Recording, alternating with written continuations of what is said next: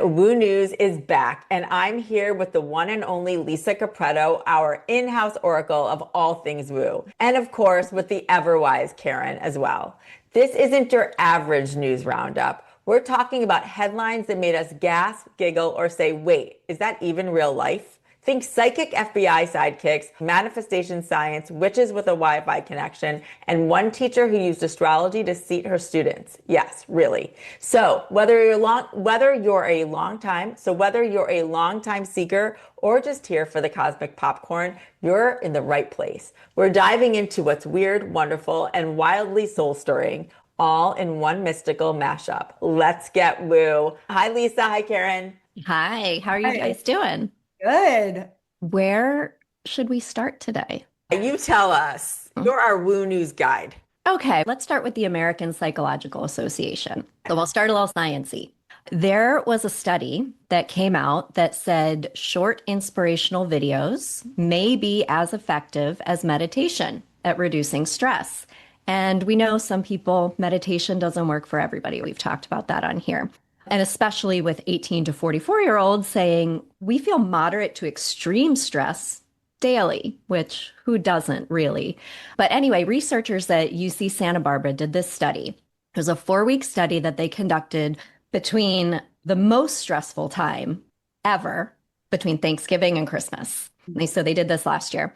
And it was 1,000 people. They grouped them into 5 randomly assigned groups. And every day, each group was given a video to watch. So one group was given inspirational videos. One group was given comedy videos. One group was given guided meditations.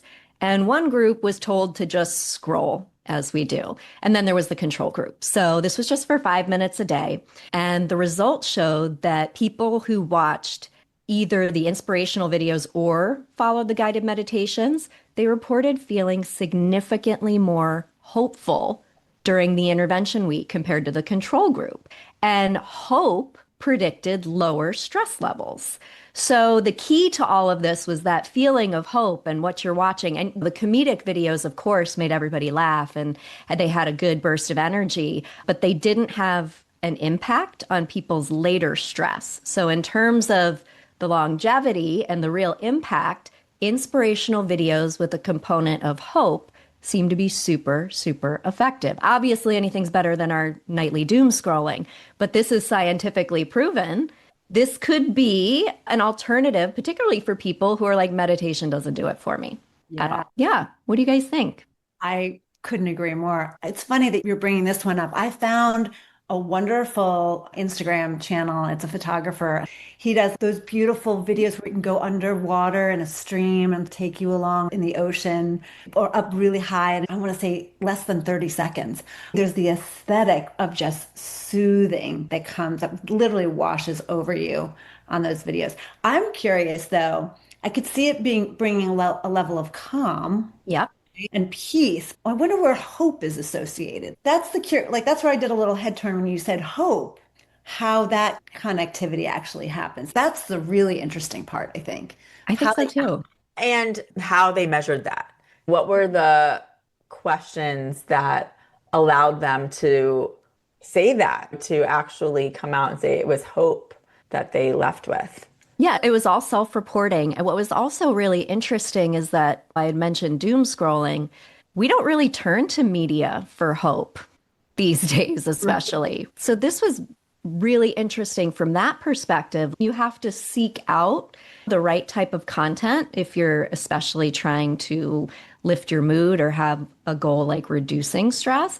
But it's not all bad out there. There's still pockets of hope. We just have to find them. But I'm also really interested too in understanding if those videos eluded some sort of frequency, like what that transmuted for somebody in terms of their brain waves or certain energy frequencies. yeah, Because however they were determining this from a scientific level was actually supporting stress relief.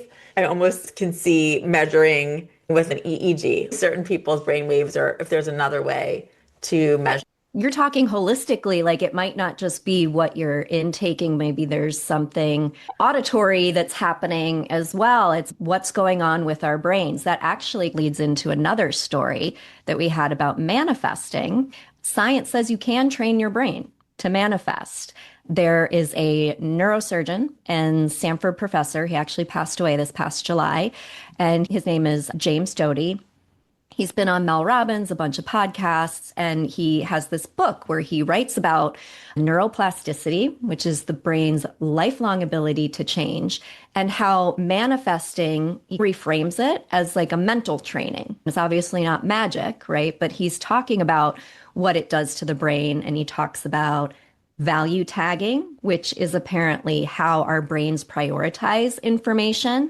So goals can become embedded in the deepest levels of the subconscious. And what he says is visualization is a part of it, mental imagery. You're hypnotizing your mind to recognize that the intention is what's important. And he has like this 5-step process. And Robyn, this is what just reminded me is when you were saying this holistic approach, his 5-step process, he says you have the intention, you write it down, you read it silently, you read it out loud, and then you visualize it over and over again. And that uses all your sensory organs as much as possible to embed the intention in your subconscious, which activates different parts of the brain, including the parts of the brain that repeat self-talk and our identity.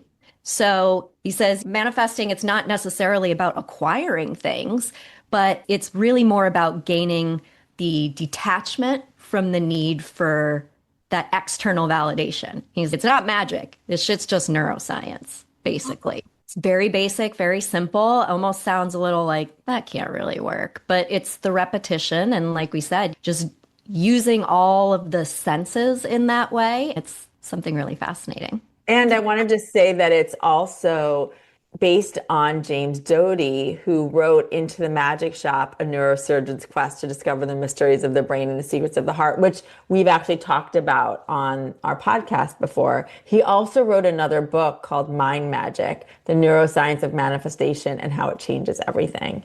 And I know I want to read that because I haven't read that one, but that's where some of this comes from. And this is free, and why wouldn't you try it?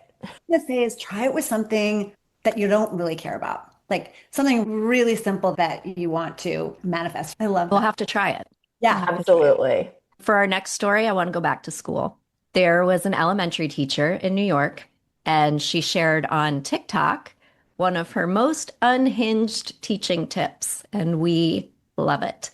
She has leaned into astrology in terms of doing her seating charts. When you first have your class come in, you don't really know the students. And she was trying to figure out, like, how do I seat them? And she decided, I'm going to go with astrology. So she put 4 quadrants together: the earth table, the fire table, the water table, and the air table. And so she grouped these kids together, and she said that there were some learnings that came from this, interestingly, which I thought was cute. She said the earth table always finished their work first, always. And then they would help the other students, and they earned the most table points. So earth table on top of their shit. Water table, they had a lot of upset tummies and missed their parents. Oh my goodness. Yep. The fire table, a lot of big personalities. So there were some butting heads and some fighting. But she said, interestingly, whenever she would consider separating them, they were like, no, we love this. What are you talking? Don't do that. This is great. And the air table, she said they often had their heads up in the clouds, and she had made the mistake of putting them in the back of the classroom. So maybe not where the air signs need to be. But I am a fire sign, and I was thinking I would probably be freaking out sitting at the fire sign table with everybody like arguing and fighting. I think me in elementary school, I would be at water table with upset tummy. Where's my mom? Get me out of here. It sounded like a lot going on, but where would you guys be? What table would you be at? And is it true to you? I'd be at when everybody was fighting Okay, what table would you be at, Karen? at the fire table. And I don't know. We all know it's not just your sun signs. Right. So I don't know if that would I can see Robyn, like you're an earth sign, so I can see you finishing your work and helping other people easily. I don't know. Leos are very different critters because they're what I can say is that there's a lot of loyalty when it comes to Leos. They tend to That's be right. protective of their own. That's So right. see how that potentially would be me. Maybe I wouldn't be part of the arguments. Maybe I'd be trying to calm everybody down and then everybody would be mad at me. Well, you know what's interesting too is that our go-to astrologer, Stevie Kalista, always says that she bases things on your rising sign rather than your sun sign. So it would be really interesting to see if you did this exercise, if maybe the second half of the year she went by the rising sign. That would be cool. And what does that look like? Because then there would be some changes in the tables. And is that more true to each of these students? I don't know. But that would be really cool to see. Oh, I Very. love that. I love that there's teachers thinking about things in that way. Another article that I think we should talk about is a little more serious. It has to do with infertility and loss, so trigger warning for anybody listening. But this was a piece in The Guardian written by a woman named Elizabeth Day. She went through 12 years of infertility and she was chronicling her journey in this piece. Then she met with a psychic and everything changed. So essentially, her friend had recommended meeting with this psychic. And at this point, after more than a decade, she figured, yeah, I'll meet with a psychic, whatever. And the psychic did say several things that resonated with her. But the one that resonated the most, obviously, was when the psychic said, I feel like you're grappling with letting go of a lifelong desire. And you don't know whether to let it go or not. And the woman was like, yeah, definitely. And the psychic said, I don't know if it has anything to do with children, but if it is, I want to tell you, I don't always talk about past lives, but for you, I get a very strong sense that you were a mother in a past life. You were the mother of six, and it almost melted you. That was the word that she had used. And Elizabeth Day, the woman who's receiving this reading, I think her face just did what yours did, Robyn, which was like, what's that? Dumbstruck. She also said that the number six had significance to her because she had three miscarriages and had undergone three unsuccessful rounds of fertility treatment, each cycle having gone to an embryo transfer. So she had six failed My pregnancies goodness. prior to meeting with this psychic. So, what the psychic said to her, though, she said, be careful what you wish for, because sometimes when we push really hard for something that we think we want and that there's a lot of obstacles in the way, it's because we're being protected. And that was a whole perspective shift for this woman. And just because you have a child or just because you want something to work out a certain way doesn't mean it will. And she had only considered those options, right? Like of things being great. And this kind of gave her permission to get a little more grounded in reality and, oh, okay, let me think about this a little differently. And she said when she got permission to do that, she didn't feel sadness. She felt relief, actually, because sometimes quitting and not persisting is actually the bravest thing to do. So I thought that was a really unique approach. And I wanted to bring it up because meeting with a medium can shift your entire perspective. And it's not about hearing what you want to hear. And you might not hear what you want to hear most of the time. And I think that's what really draws me personally to a lot of these spiritual things is just that I don't know, it opens doors to self-awareness and a perspective that can just be really valuable. So I wanted to share this story. It's a long one and it's in The Guardian. So I highly recommend giving it a read. Yeah, I'm glad you brought this one up because it's something that we do talk about and maybe not even enough, which is that you're never going to hear things that are scary, at least from the people that we recommend. However, you may not always hear what you want to hear, but what you need to hear. And it's whether or not you can actually process that and take it in. And for this woman, it's really interesting that it seems like she did. And it took a minute, but she actually did. It gave her a different perspective. And with such a sensitive subject. I was thinking the story was going to end differently too. When you started, I expected the story to be about someone who's trying to conceive a child, and then whatever the psychic medium said would finally enable that to happen, that A child would come into her life. she would highlight, yeah, what the block was, and that then the happily ever after would happen. But that message that she gave that woman is probably one of the most profound that I've heard in a long time, which is sometimes giving up on something, letting it go, is the bravest thing to do. And it's absolutely true, but I don't know if I've thought about it that way. We're trained to do and carry through on the goals and execute and achieve, as opposed to gracefully maybe allowing things that as they are unfolding just to be. It's a hard place to get to. It took her obviously a long time and a lot of different experiences to even be able to be in the headspace to hear that. But she said even the next day she was walking down the street and there was a woman pushing a stroller and she smiled at the woman. And she said she didn't feel the bitterness or anger that she had been feeling. And she says it did feel magical. But at the same time, the grief isn't gone. It's just not constant. Like it's still there. But she said even now, 3 years after this experience, she still has a sense of peace about all of this, which is incredible. And she went on, she was doing a lot more writing and she was feeling super fulfilled in her creative process. So this opened her up in a lot of other ways too. I think that a lot of people, when they hear about meeting with a psychic or a medium, this is not the kind of experience that they would think of, but this is very often the kind of experience that people have.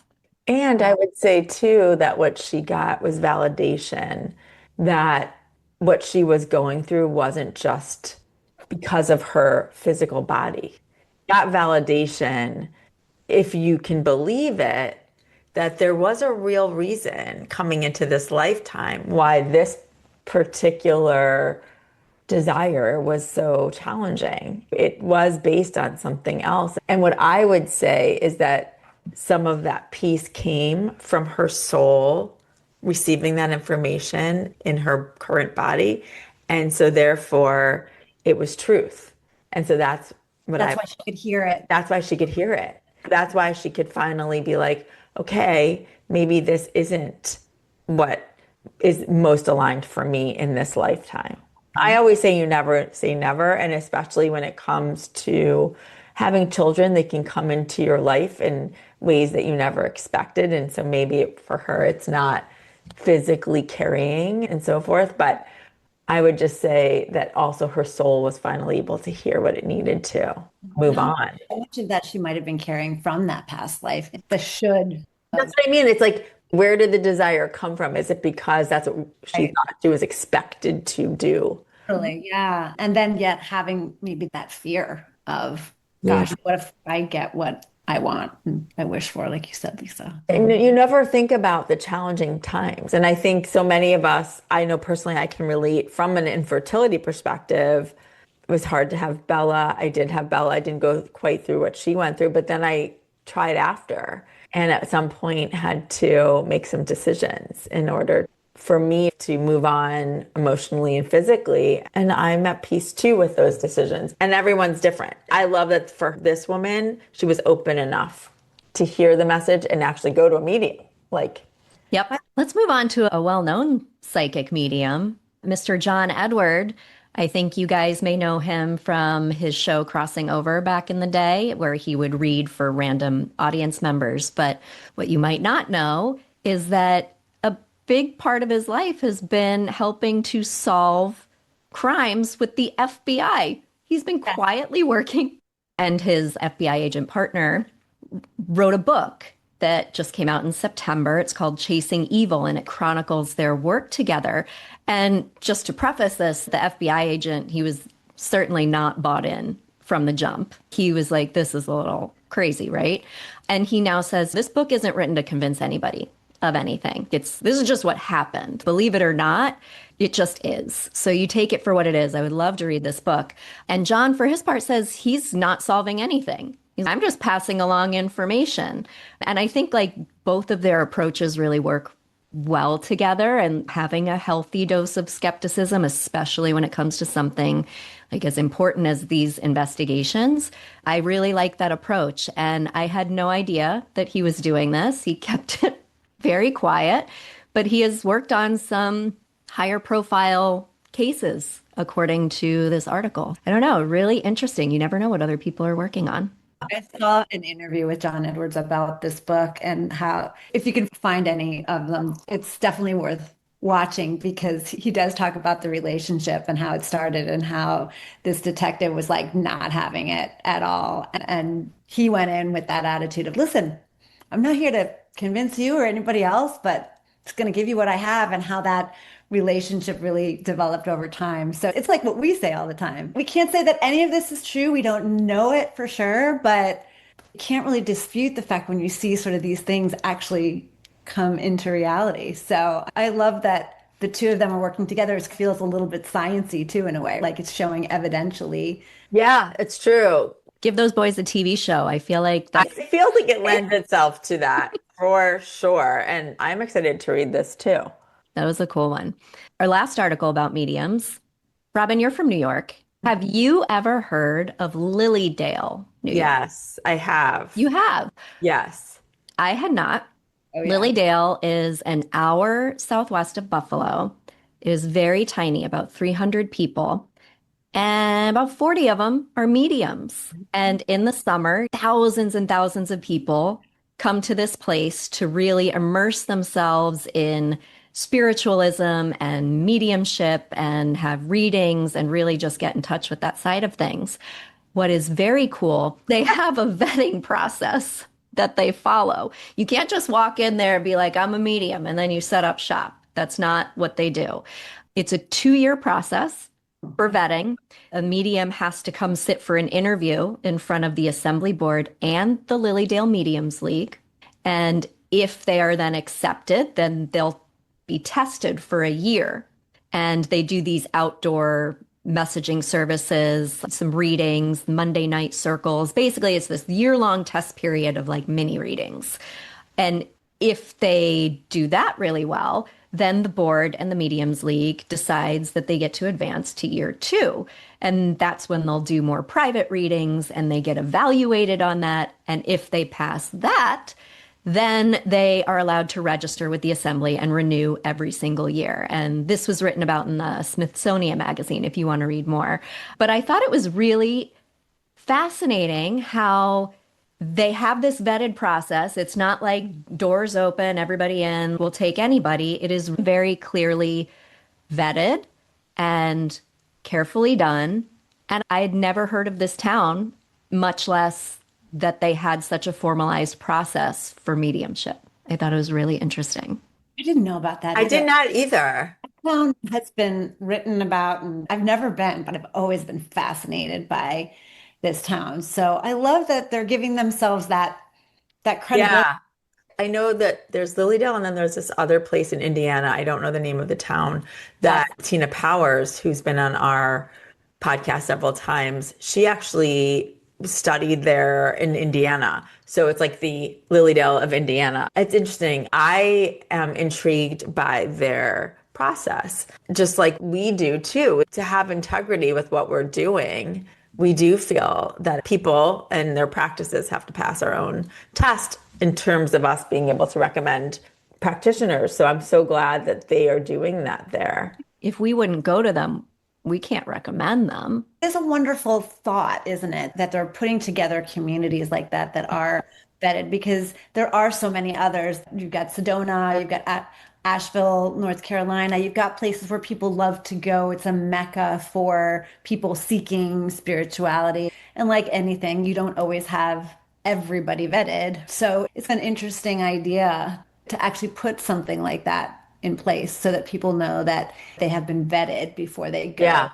Yeah, I think it's important to say too that just because something is vetted, what does that mean? Who's doing the vetting? right, that's What's right. the process? Yeah, yeah. We don't know. We don't And know. so the experience could be fantastic for some people, and for others, it could be maybe this doesn't land.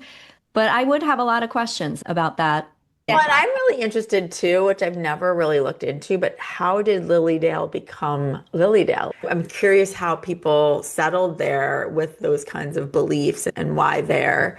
I wonder if something calls to them with that land and within that community. So it's something to look into. Listen, I think for some people it may be very intense because the energy may be so strong in terms of that kind of feeling. But love that it's being written up in the Smithsonian Magazine. That's pretty cool. I agree. Right? A lot of cool stories. Are there any others that we had on the list that you guys want to touch on? I wanted to tell you guys a story, which you might have seen on TikTok, which is that on Saturday, after I did that human design call with that woman, Chrissy, and we were playing with it with Bella, when we put in her birth time and all that, and it comes back with your human design, it puts your birth time in military time. And Bella's birth time is 5:11 p.m., but military time, that is 17:11. No way. Robyn. Bella was born at 17:11. For those of you who don't know, my dad passed away when I was young, and his birthday was 11/17. And so those are my leading numbers in life. And they always show up to let me know I'm exactly where I'm supposed to be and that he is with me and my daughter Bella and my husband and my family and everything. So this is crazy. That's cray. Nutballs. Literally, she looked at me, we looked at each other, we're like, how did we not know this? And I said to her originally, I was like, why did it take 17 years? I just had to tell you that. Wow. That's crazy. Bella was born in 17:11. Now, if there's not, I mean, like you literally started telling us this at 11:17. if we don't live in the Matrix, then I don't know. Literally, I'm like, Oh, I love it. I feel like this month we had a lot of mediums. We talked a lot about connecting with the other side in that way. Not to say that we don't talk about that on the regular, but it feels like more this month than most. Yeah, it feels like we had more medium articles, more medium related, medium psychic, and then we love to bring the science in. And I feel like there were a couple really That's good right. studies, I agree. couple really good research pieces and things that were linking the science and spirituality as we like to do. I always believe there's no coincidences. And the fact that one of those articles that had to do with the neuroscience of things brought up James Doty, who sadly passed away in July of this year, but he's come up several times in this last month. So I feel like, number one, I cannot wait to just try his way of manifesting. But I also would really suggest to people checking out his books because he walked the walk. He was a neurosurgeon who really transformed his life. So I feel like he's quite believable. It feels like we have more follow-up work from this woo news than Yes. than we usually do. A lot more things that we could dive a little deeper into. Yeah, I'm excited. And as you said, that science part of things, that's a big part of what we want to bring to all of us who seek, bringing in more of that validation and Get a little more grounded. yeah. So thank you, Lisa, pulling these Of course. together. You're welcome.